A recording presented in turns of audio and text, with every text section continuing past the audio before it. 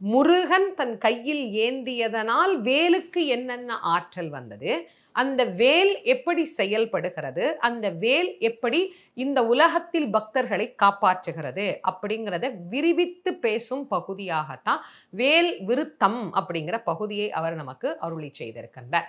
இந்த வேலுக்கு என்று தனித்துவமாக அருணகிரிநாத சுவாமிகள் அருளி செய்திருக்கக்கூடிய விருத்தம், வேல் விருத்தம் 10 பாடல்களை உடையது.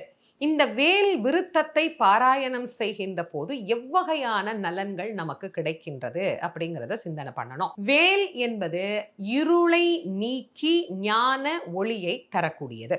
அப்ப அஞ்ஞானத்தை நீக்கி மெஞ்ஞானத்தை தரக்கூடியது அஞ்ஞானம்.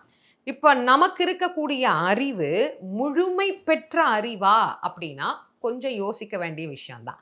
எப்ப அந்த அறிவு முழுமை பெறுகிறது அப்படின்னா, அது முதிர்ச்சி அடைகின்ற போது, அது தேர்ச்சி பெறுகிற போது, அதில் இருக்கின்ற தீயவற்றை எல்லாம் அது களைகின்ற போது, அது முழுமை பெறுகிறது.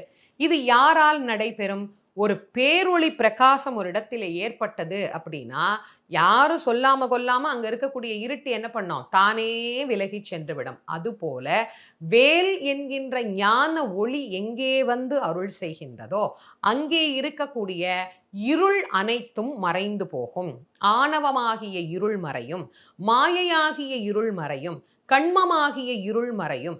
இந்த இருளெல்லாம் மறைந்தால் தான் ஞானம் என்கின்ற பேர் ஒளியானது அங்கே தோன்றும்.